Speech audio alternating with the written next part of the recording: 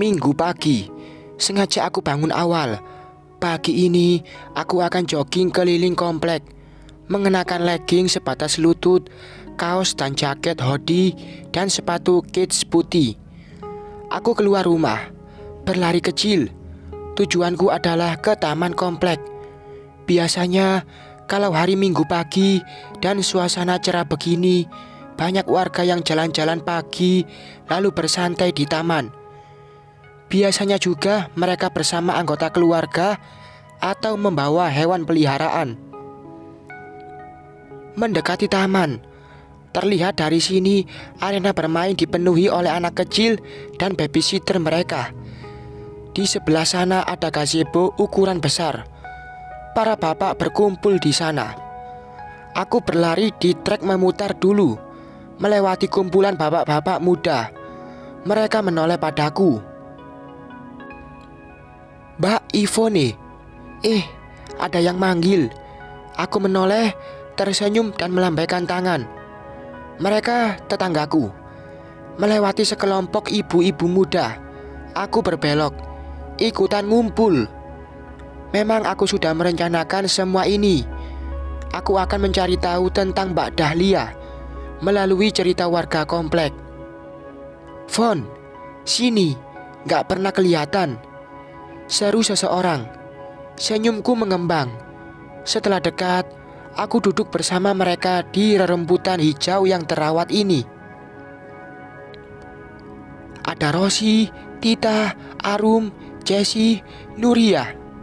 Mereka Mahmud semua. Usianya paling di bawah 30-an. Anak baru satu, kecuali Arum. Dia anaknya udah 2. Ada emaknya, yaitu Bu Windah. Dia istrinya Pak Brata, Pak RT komplek. Kami ini semua tergabung dalam satu kelas Zumba. Klub Zumbanya ada di ujung jalan komplek. Cuma aku gak aktif aja. "Von, lo kemana aja?" tanya Tita saat melihatku bergabung. "Sibuk gua, kerja," jawabku santai. "Jangan kerja terus, Von. Lagi diurus. Ingat, rumput tetangga lebih gurih loh," celetuknya. Hahaha. Teman-temanku pada tertawa. "Von, tetangga lo aneh tuh," Tita berbisik padaku. "Iya, si jendes," imbu Arum. "Emang kenapa?" tanyaku antusias. Ini obrolan yang aku tunggu. "Lihat bajunya, kurang bahan mulu." Hehehe. Tita terkekeh menutup mulutnya. "Mana kalau ngomong teriak-teriak, kayak pamer gitu." Arum mengangkat kedua bahunya. Dia itu suka bikin status suamiku dasar halu. Hahaha. Hahaha. Tawa kembali berderai. Aku tersenyum separuh saja. Hati-hati loh, pada dijaga suaminya. Mbak Winda ikut bicara. "Kenapa Bu RT?" Serempak kami melempar pandangan. "Ya, dijaga aja," ulang Bu RT, membuat dadaku langsung berdesir. Seorang abang tukang bubur ayam lewat. Teman-temanku pada beli. Aku memilih berpamitan saja, mau bersih-bersih rumah. "Mas Niki kan kemarin pamit keluar kota, pulang besok." "Von, nanti malam ke rumah ya," Mbak Winda berbisik padaku. Aku menatapnya. "Kenapa ya? Kok aku disuruh main ke tempat Bu RT?" Tapi segera aku mengangguk. Aku juga mau tanya Pak RT tentang ronda. Setelah berpamitan dengan teman-temanku, aku berlari kecil pulang, melewati rumah Mbak Dahlia. Aku berhenti berlari, berjalan biasa. Aku menoleh. Rumahnya tampak sepi, tapi mobilnya ada di carport. Biina, ART Mbak Dahlia keluar dari pintu samping. Perempuan tua itu membawa sapu lidi. Aku berhenti di depan pagar. "Bina," panggilku. Perempuan tua itu menoleh. Tanganku melambai. Tergopoh, Bina menghampiriku. Ada apa, Non? Mbak Dahlia kemana? Pergi, pulang kampung katanya. Bina menjawab. Tiba-tiba terlontar ide di kepalaku. Pastinya ART ini tahu banyak tentang Mbak Dahlia. Bina, ke rumah saya yuk. Saya mau ngomong, kataku. Tapi Non, sebentar aja, ajaku. Perempuan berdaster itu mengangguk. Setelah menaruh sapu dan mengunci pintu, Bina berjalan mengikutiku. Duduk, Bi. Iya, Non. ART itu tampak takut-takut. Duduk di ujung sofa dengan kaki yang merapat. Aku tambah curiga. Dia tahu sesuatu. Bi, Mbak Dahlia itu punya suami? Tanyaku sambil duduk bersandar. Enggak, Non. Bina menunduk.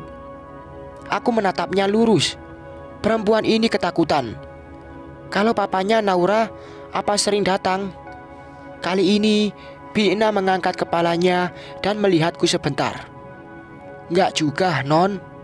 Oh, kepalaku manggut-manggut. Terdiam agak lama. Aku berdiri dan mengambil dompet di atas nakas. Lalu kembali duduk. Kalau Pak Niki pernah ke situ? Enggak, Bina menyahut cepat. Aku sedikit kaget. Kedua alisku menaut. Semakin curiga. Ku buka dompetku dan aku mengeluarkan 5 lembar uang merah. Menaruhnya di meja depan Bina. Bibi jawab jujur pertanyaan saya. Uang itu boleh buat Bibi. Tanganku menunjuk uang di meja. Bina menatapku. Ku anggukkan kepalaku. Pak Niki beberapa kali ke rumah Bu Dahlia. Akhirnya perempuan itu buka mulut juga. Meski rasanya hatiku seperti teriris mendengarnya. Tapi aku berusaha tegar. Aku ingin tahu lebih banyak. Siang atau malam? Tanyaku pelan. Dengar begitu saja, rasanya aku sudah gak sanggup bicara. Sekuat tenaga aku menahan bibirku agar tidak bergetar. Malam, Non. Menginap ya? Tanyaku terbata. Bibi tidak tahu. Soalnya Bibi disuruh masuk kamar nemenin Naura. Tutur Bina menunduk. Aku menarik nafas panjang. Teganya Mas Niki. Salah apa aku padanya? Kenapa dia tega menyakitiku? Bi, punya HP? Ada, Non. Perempuan itu merogoh saku dasternya dan mengeluarkan sebuah ponsel. Diberikannya benda pipi itu padaku. Aku menulis nomorku dan kusimpan di ponsel Bina. Bi, itu ada nomor saya yang namanya Non. Kalau Pak Niki ke situ, tolong Bina kabari saya. Perempuan ART itu menatapku ragu. Mungkin dia takut. Kalau Bina mau menolong saya, nanti saya gaji Bina setiap bulan. Gimana? Baik, Non. Perempuan itu tersenyum. Sebagai perempuan, saya juga tidak suka melihat orang selingkuh. Tiba-tiba Bina berkata begitu. Selingkuh? Iya, Non. Apa namanya? Kalau orang laki-laki sama perempuan tidur sekamar berdua, padahal bukan muhrim. Perempuan itu bicara dengan emosional. Mendengar omongan Bina, aku merasa jantungku mau meledak. Sesak dan sakit. Wajahku mungkin sudah bias. Aku ini salah apa? Berulang-ulang pertanyaan itu datang di otakku. Kalau memang Mbak Dahlia lebih dahulu datang di kehidupan Mas Niki, kenapa dia melamarku? Bersambung.